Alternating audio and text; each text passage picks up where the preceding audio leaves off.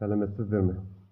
Мен Ақиқат Төлеуқанұлы 1969 жылы 8 айда Қытай Халық Республикасы Іле Қазақ автономиялы облысы Налқа ауданы Қаратөбе ауылында дүниеге келген.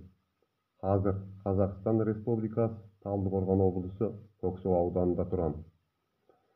Менің арыз беру себебім 2005 жылы ауылдық өкіметтен қыстақ комитеті нәсілді мал өсіру жөнінде бізге, яғни 4 семьяға 50 мал жем қасектік, 2 мал қоражайлық орын 50 жылға берген.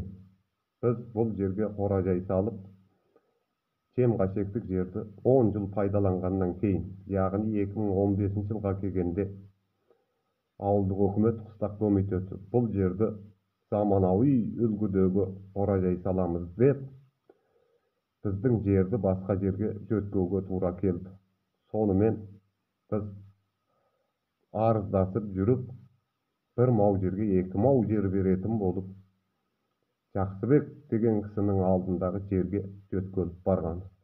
Біз ол жерді 1 жыл пайдаланғаннан кейін, яғни 2016 жылға келгенде, бұл жер басқалардың жайлыстық, көктеулік жері болып, бұл жер және тауға түскен.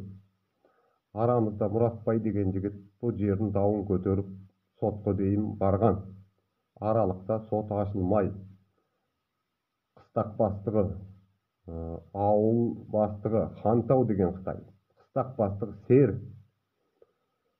Сол кездегі бұлардың ішіп жеген былықшылығын Мұратбай деген жігіт әбден біледі екен. Бұның аузын жабу үшін өкіметтің бірінші рет маған берген жерін Мұратбайға берген. Аралықта сол жылы 3 семья бұл жерден толық пайдаланды.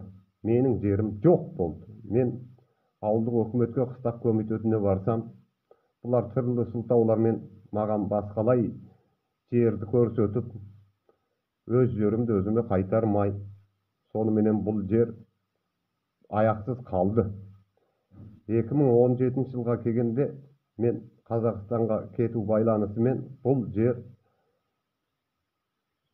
сол жерде қалды. Мен сондағы туыстардан, қатысты адамдардан, қыстақ басшысынан сұратсам, жер су өкіметтікі, Қазақстанға кеткендерге жер берілмейді деген түрлі сылтаумен менің жерімді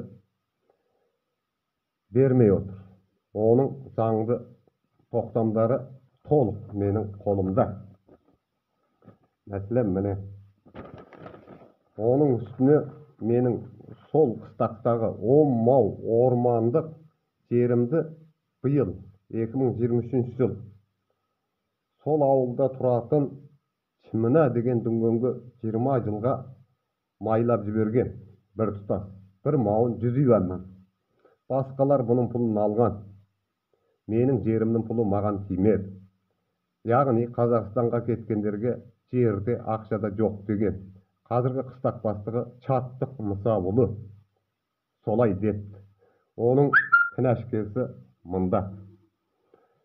Сол үшін мен Біріккен ұлттар ұйымының адам құқығын қорғау комитетінен, халықаралық ұйымдардан, Қытайдың орталық өкіметінен осы мәселені шешіп беруін сұраймын.